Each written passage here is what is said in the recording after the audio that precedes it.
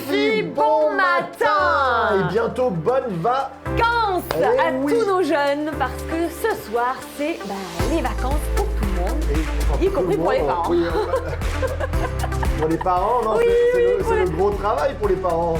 Oui, mais moi j'aime bien les vacances parce que je me lève pas pour amener les enfants à l'école, etc.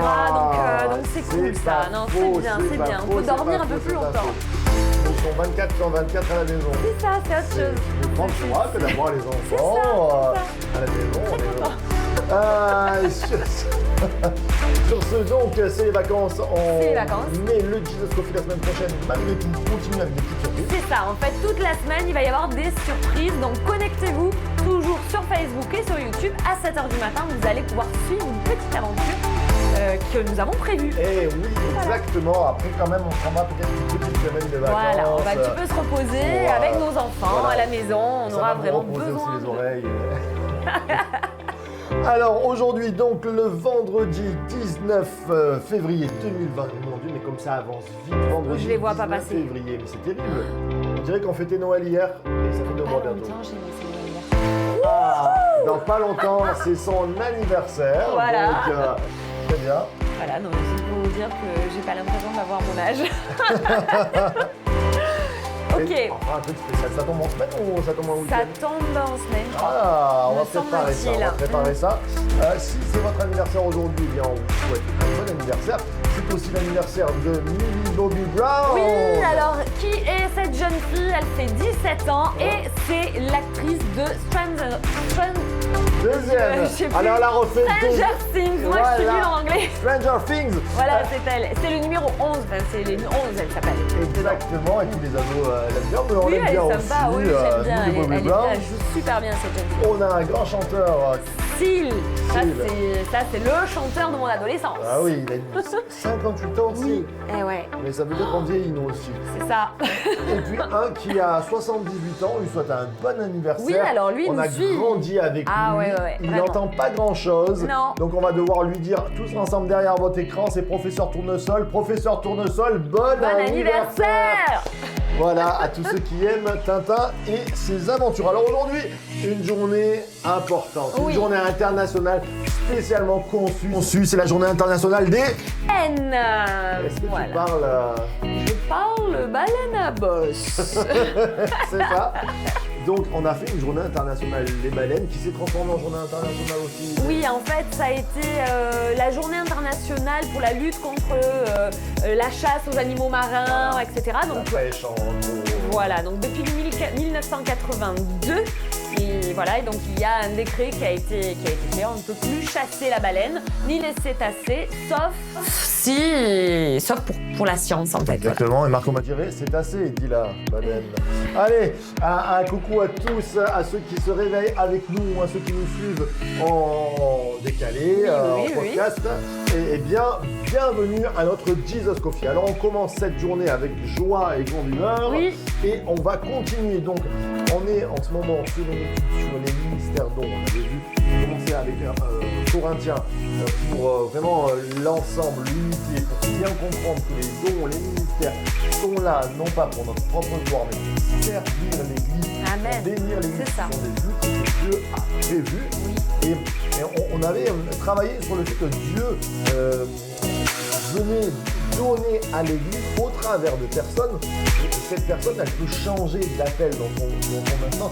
Ça dépend de la mission qu'elle a. En fait, on est au service de l'Église. Je crois que s'il n'y a pas de pasteur, par exemple, eh ben, on a besoin de berger. Si à un moment donné, le Saint-Esprit parle plus, eh bien l'Esprit prophétique va souffler. Et il faut qu'on ait tous ces outils pour l'Église. Et le texte, on a vu Éphésiens 4, 11, avec les 5 ministères qui sont cités. Hein. Et là, on est dans Romains 12, un texte extraordinaire. Relisez-le, travaillez-le, parce qu'on y sent aussi tous les ingrédients des ministères. Pas forcément dans Romains 12 des personnes, on pourrait dire, citées comme un pasteur, un prophète, mais c'est ce qui accompagne les hommes et les femmes de Dieu. Les dons de grâce en fait, que le Saint-Esprit a fait à l'Église. Et du coup, nous pouvons peut-être une fois exhorter, une fois peut-être prophétiser. Et donc voilà, tout va dépendre. Mais en tout cas, ce sont des dons qui sont donnés à l'Église, à tous ces enfants en fait. On verra enseigner la générosité, le fait d'accueillir. Et ça vient parler à notre Église, source de vie, à toi Amen. Qui écoute, peut-être même pour les premières fois. Dieu veut te donner des qualités. Il a des qualités, Dieu. Dieu a des grandes qualités et il veut les transmettre à ses enfants. Et ce matin, on va lire donc le verset 7 de Romains 12. Je te laisse le lire. Alors, verset 7, donc que celui qui est appelé au ministère s'attache à son ministère. On a vu ça déjà hier avec les services, en fait, ministère mot service. Que celui qui enseigne s'attache à son enseignement et que celui qui exhorte à l'exhortation. Voilà, on va s'arrêter là. On va s'arrêter là. Aujourd'hui, parce que ça nous a intéressé entre l'enseignement et l'exhortation. Et l'exhortation, moi, ce qui m'a un petit peu mis en relief, c'est-à-dire que c'est qu'une seule phrase. Effectivement, c'est à cheval entre le verset 7 et le verset 8, mais c'est qu'une seule phrase. Il y a une virgule et puis il y a qu'une seule phrase, que celui qui enseigne et celui qui exhorte. En fait, comme si c'était une mission avec deux penchants. Exactement. Et parce que, je pense, l'enseignement doit toujours amener à l'exhortation, à l'encouragement. Exhortation, parallèle, exactement le même mot. Des fois, c'est encouragement ou, comment dire, faire avec insistance. C'est oui, ça, hein? Oui, faire avec insistance, consoler aussi, ça peut être... voilà, donc c'est vraiment des mots, on va essayer de les décortiquer, qui se ressemblent beaucoup. Et oui, parce qu'on a exactement... c'est le mot... j'ai perdu le nom. C'est Paracléo. Qui a donné Paraclétos, par exemple, le consolateur. Le consolateur, le Saint-Esprit. Le Saint-Esprit. Donc, ce ministère d'enseignement doit être accompagné, mais c'est important, d'encouragement et de consolation. Dans l'Église, quelquefois, on a peut-être en mémoire des enseignements qui ont été brisants, qui ont détruit, qui ont arrêté. Ben, ça, c'est pas le ministère de l'Esprit. Le ministère de l'Esprit, encourager. Le ministère de l'Esprit, quand le Saint-Esprit parle à l'Église ou quand le Saint-Esprit enseigne, en fait, il peut avertir parce que ça fait partie de sa fonction. Il va nous enseigner dans toute la vérité. Donc effectivement, comme il nous enseigne dans toute la vérité, je pense que si on est poussé par l'Esprit, il peut y avoir des avertissements. Mais toujours, il y a une solution. Le Saint-Esprit ne nous laisse jamais sans solution. On va pas nous dire, là tu marches sur le mauvais chemin. Il va te dire, prends plutôt tel chemin. Accompagne-toi de personnes qui vont vraiment être encourageants. Et là, il va te donner une solution. Dès l'Ancien Testament, on voit, choisis la vie afin que tu vives. Dieu a toujours une solution pour nos vies. Il a une solution pour ta vie. On peut te dire ce matin. Amen. C'est aussi toujours, Jesus Coffee, c'est focus sur toi. Tu es en train d'écouter dans peut-être les problèmes que tu vis. Dieu envoie un enseignement, peut-être une solution qui te semble un peu amère. C'est un encouragement pour ta vie, une consolation pour ton avenir. Il y a une solution. C'est ça. Et donc du coup, l'encouragement, parce que là, il dit bien que celui qui exhorte à l'exhortation. C'est un peu le même mot, mais pourquoi tu dis deux fois la même chose? Oui. Alors moi, là, j'ai un petit peu creusé. Donc c'est le mot parakléo et le mot paraklésis. Ouais. Donc le mot parakléo, c'est vraiment... En fait, moi, quand j'ai un peu regardé, c'est le mot qui est souvent utilisé avec Jésus. Quand par exemple, même les démons, qui dit il le prièrent avec insistance de pas l'envoyer, voilà. Il voulait aller dans les ports. C'est quand par exemple le lépreux s'est jeté à genoux, il a dit je sais que tu peux me rendre pur. Il l'a prié, mais il a supplié. C'est le même mot c'est ce mot parakléo. Donc il y a comme une prière avec insistance. Et pour moi, ça me parle bien parce que c'est pas uniquement le mot encourager et consoler, ça va au-delà. C'est vraiment insister. Et même dans l'enseignement, c'est insister.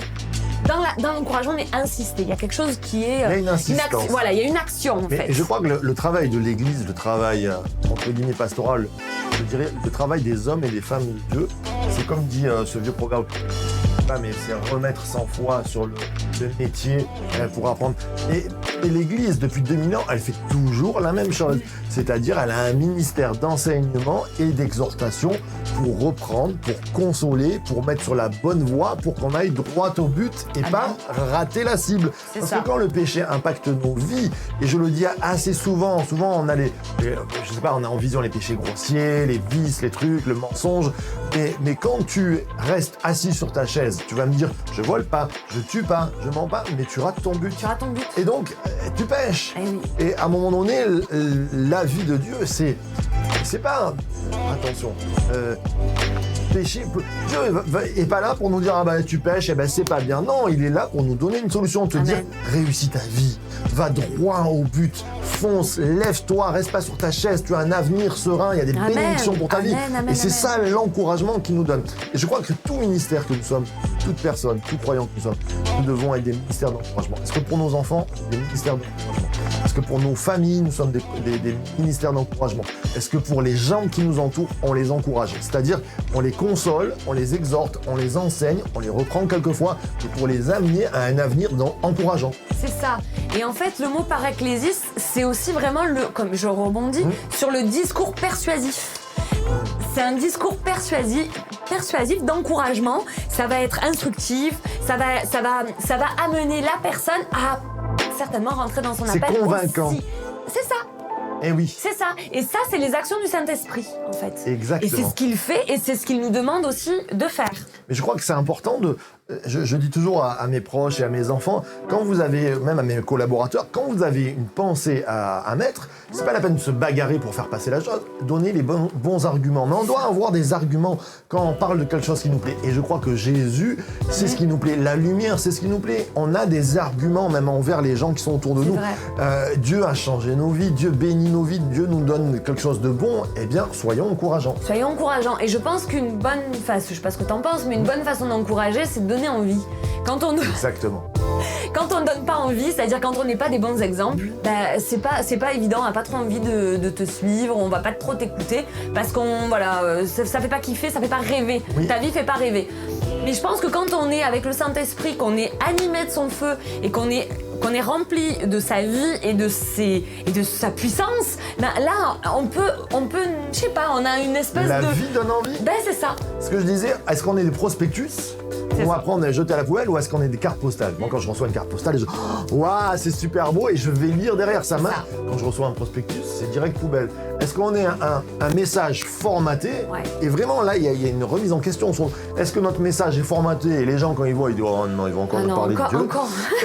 Ou alors, est-ce qu'ils disent waouh, c'est trop bon de la voir à la maison, c'est bon de le rencontrer, et forcément, je vais écouter ce qu'il a dit. Moi, j'ai regardé là, le mot paraclésis, dans les actes, il apparaît à un moment donné, et c'est le seul mot un peu qui ressort et qui est pas le mot consoler ou le mot encourager. C'est le mot quand il dit « l'Église s'accroissait par l'assistance du Saint-Esprit ».